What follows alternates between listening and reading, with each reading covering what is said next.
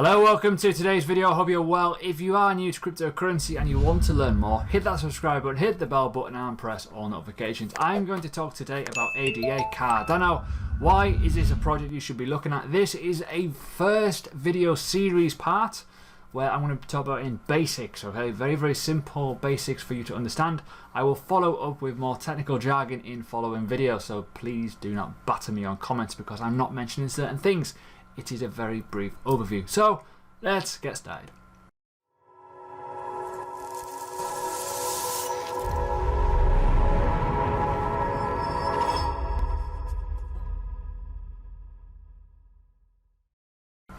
Right then, let's get going now.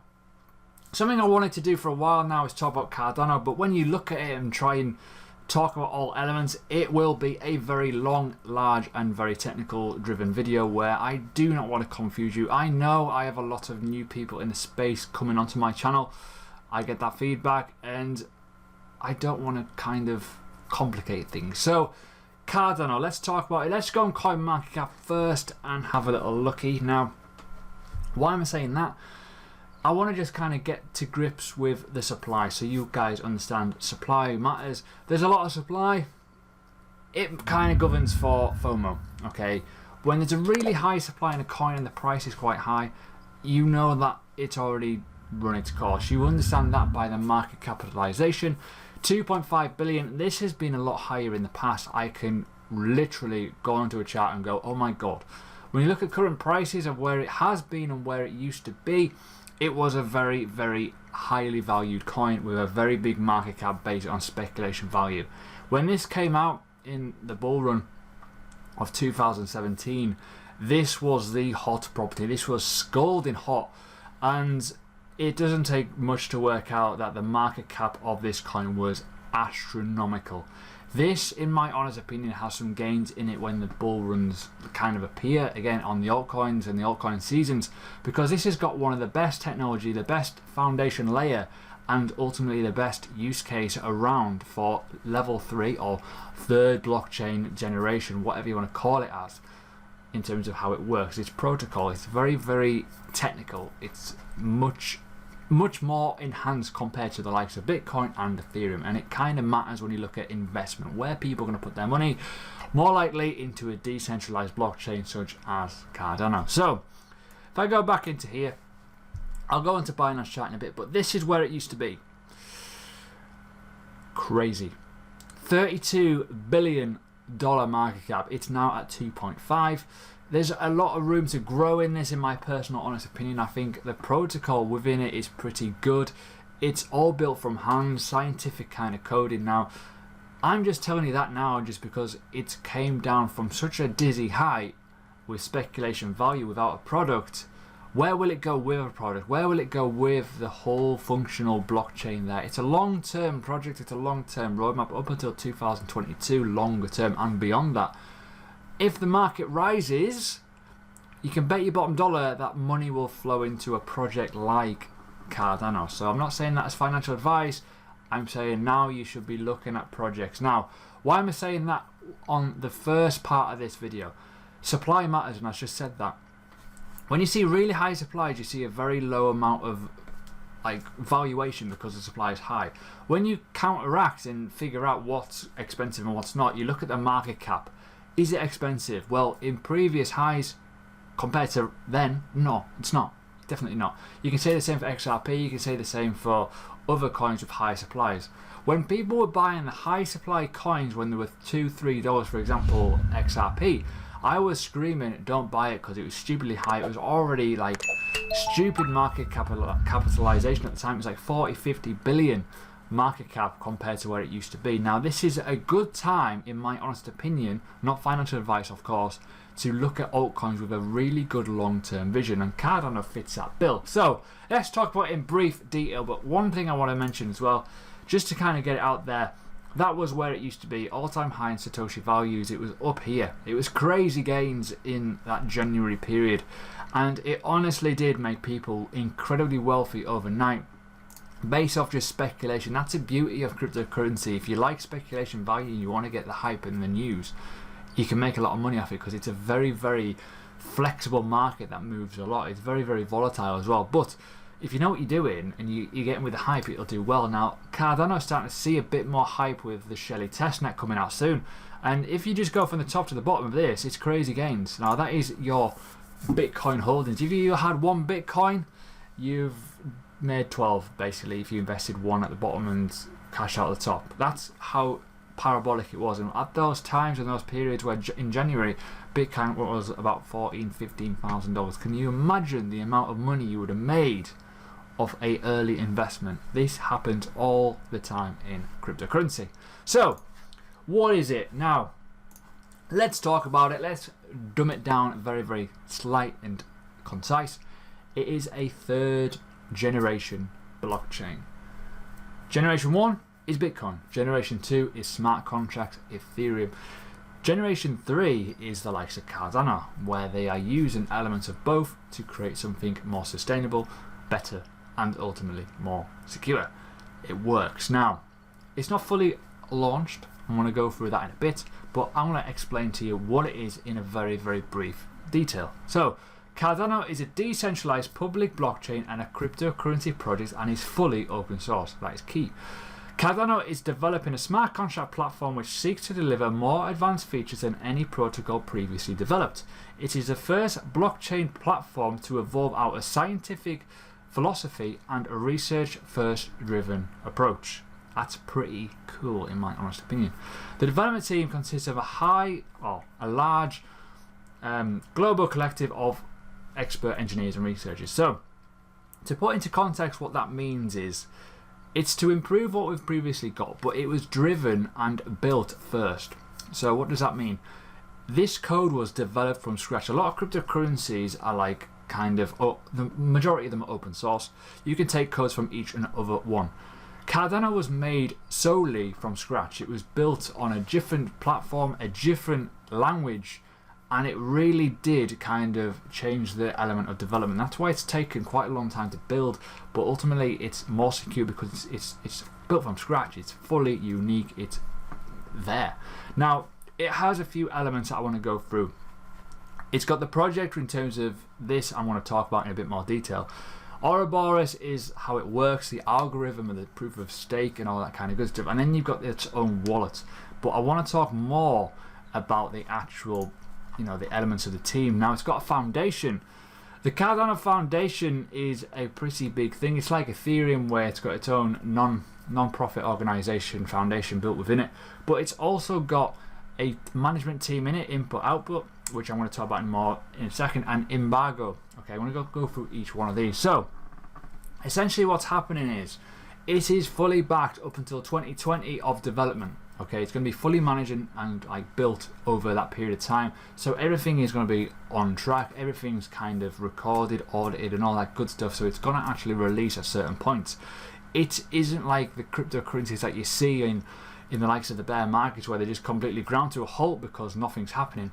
Cardano has been building solidly, and it's had the investment, the team, the backing, and all that good stuff from all kinds of different expertise to keep building and carrying on. That is why at the minute it is in a very, very good position to release its next phase. So, in terms of the goals of the Cardano Foundation, to study and propose blockchain and cryptocurrency regulation, to act as a blockchain and cryptocurrency standards body, to act or to protect, enhance and evolve Cardano ecosystem, that's kind of important, to aggregate, educate and grow the Cardano community, and to serve as an objective organisation to enterprises to join. So it's pretty big that they've got its own foundation within it. It's going to allow the ecosystem to grow and to obviously educate others to get involved.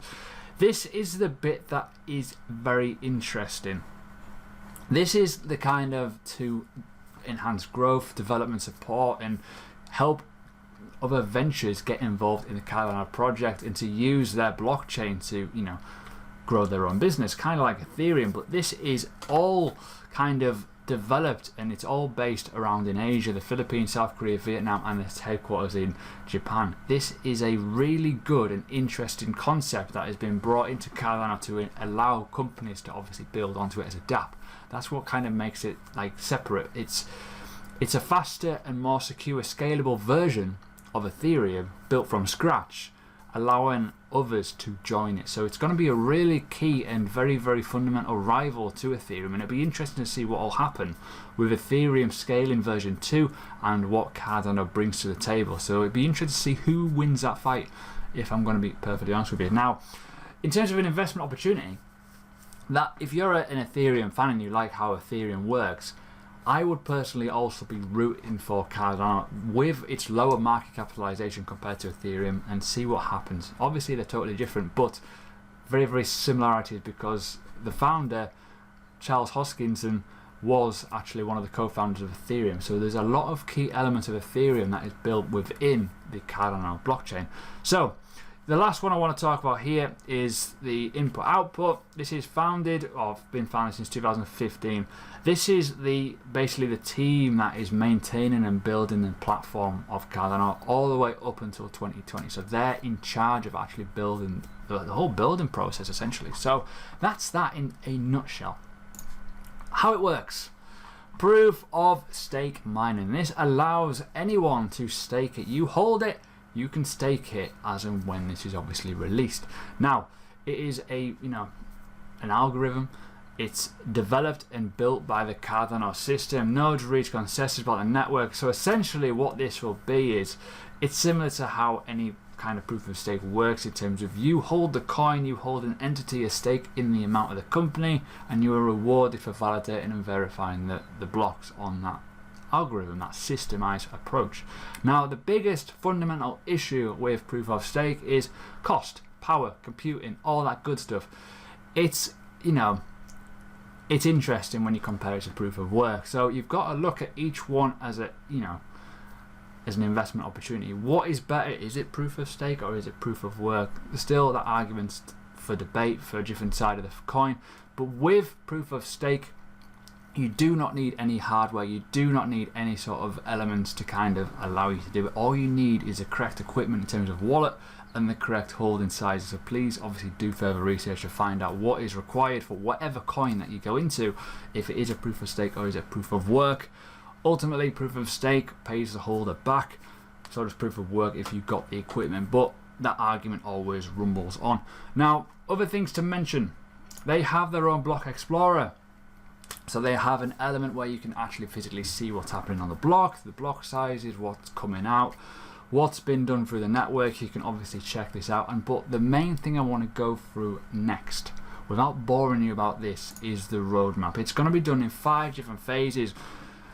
We're here. We're at this region here where this is coming out. Testnet of Shelly is coming out. But ultimately, we're getting to the point of smart contracts now. There's a lot of things happening with the roadmap. These are all 4 different areas. So you've got foundation, build, decentralization, smart contracts, you've got scaling and governance. Scaling is a big one in my honest opinion. That is where people will start to see what the true elements of Cardano is. But we are currently in here. Okay, we're almost complete on Shelly. Testnet is coming out. Mainnet will be coming out. We'll be fully decentralized and working on its own entity and on its own area, essentially, without worrying about anything. You know what I mean. Centralization and decentralization, that is another argument for another day. So, other things to mention. This is what I wanted to kind of get onto, is this final bit here, the methodology. There's a lot of information, there's a lot of kind of technical stuff that I'm not going to go into in this video because it will blow your socks off. It's like its own coding language, it's got its own different kind of scientific kind of geeks and boffins that are kind of working behind the scenes to make this pure and unique. It's different to any cryptocurrency. Like I said at the start, a lot of cryptocurrencies are copy and paste jobs. They're adapted, they're fundraised and this, that and the other. They're not the greatest, but this has been kind of built from scratch before the white paper came out. And the white paper is something totally, it's completely alien in terms of the scientific stuff within that. As a normal person, if you read that, you'd be like, what? So there will be a more overview of the video on the technical stuff, because you will be blown away by what degree of scientific kind of research has been put into this, what kind of elements of the cryptography and all the data that they've collected. It's absolutely crazy. So it's pretty cool. But one thing as well, lastly to finish, Cardano has a lot of auditory reports. There's a lot of like issues when it comes to regulation and all kinds of elements. This wants to go down the route of governance and regulation with cryptocurrency. It wants to be pure, it wants to be unique, it wants to be allowing everyone to see how good a blockchain can be, and they're on the path to do that. So if you go onto the website, you can see a lot of transparency reports, you can see a lot of auditory reports that have been going back from 2017, 18 and 19. You can view and see everything that they've done, which is really, really good. As an investor, you can kind of like back them, you can feel a bit more comfortable. A lot of blockchains that you invest in, you don't know fully what's happened with like elements of the code, the money that they've raised, and how much actual, you know, the foundations do. This has it all, and you can kind of view it all on here. And obviously the distribution, the Genesis block, and the library. That there, Haskell, is the code that they use for the, you know, for creating what they've created, the blockchain. And I'm going to talk about that in more detail. So there you go. That is all I'm going to talk about with ADA today, because I do think I will blow your mind. I'm blowing my own mind by talking about it. It is a different animal of a coin, of a blockchain that is really, really technical and also done differently to any other coin out there. It is a blockchain, yes, it is 3rd generation, it is fully unique, its code has been built from the scratch book of a notepad. It literally probably would have started off like this, not a computer. It is crazy. So there you go. If you've enjoyed this, let me know. There will be further videos on this over the next coming weeks, and I will shed light on what code they've used, what else is in the white paper, and what other issues they are aiming to solve. Hit the subscribe button, hit the bell button, whatever good stuff, and obviously check out other videos, and I'll see you very, very soon.